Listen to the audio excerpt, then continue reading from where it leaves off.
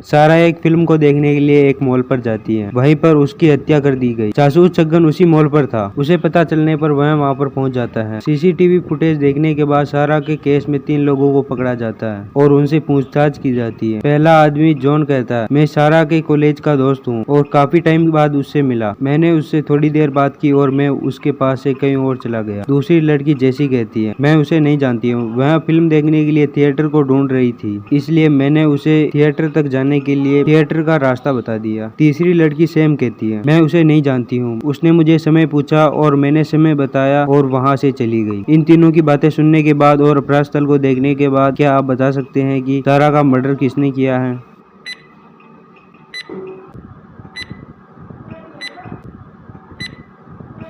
सारा ने घड़ी पहनी हुई थी, तो वह सैम से टाइम क्यों पूछेगी? सैम झूठ बोल रही है और उसने ही सारा का मर्डर किया है। एक डॉग एक दीवार के ऊपर से कूदकर इस साइड आ जाता है और इस छोटी लड़की को काट लेता है। उसकी चिल्लाने की आवाज सुनकर उसकी मम्मी बेला आती है और वह डिसाइड करती है कि वह सभी के घर विजिट करेगी जिसके पास भी डॉग है। बेला पहले घर पर जाती है और डॉग के बारे में पूछने लगती है। पहले घर वाली औरत कहती है, मेरा डॉग बहुत मासूम है और यह काटता नहीं है। वह दूसरे घर में जाती है और उनके डॉग के बारे में पूछने लगती है। वह आदमी कहता है, मेरे पास कोई डॉग नहीं है। बेला तीसरे घर में जाती है और उनके कुत्ते के बारे में पूछने लगती है। तीसरे घर वाली औरत कहती है, मेरा कुत्ता बहुत छोटा है और वह कोई दीवार नहीं कूद सकता। इन तीनों में से एक झूठ बोल रहा है। क्या आप बता सकते हैं कि वह कौन है?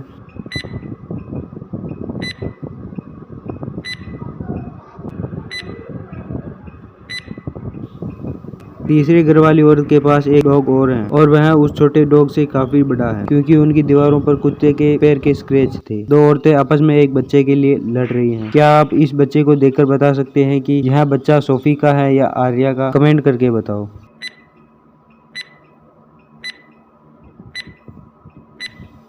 क्योंकि आर्या की और उसके बेटे की पिक्चर उनके ठीक पीछे दीवार पर लगी हुई है। इसका मतलब है सोफी बिना फालतू ही लड़ रही है, क्योंकि बच्चा तो आर्या का है। छगन एक जंगल में ट्रेकिंग कर रहा था, तभी वहाँ पर एक राइनो आ गया। छगन राइनो से बच के भागने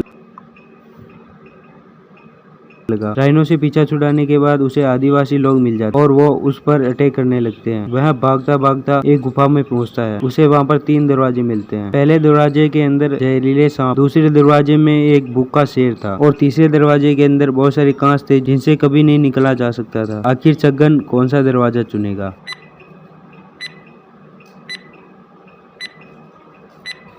छगन पहले दूसरे दरवाजे को खोलेगा और तीसरे दरवाजे में छुप जाएगा और शेर उन आदिवासी लोगों के पीछे लग जाएगा, जिससे वह दूसरे दरवाजे में जाकर बाहर निकल सकता है। क्या आप इस फोटो को देखकर बता सकते हैं कि यह मर्डर है या सुसाइड?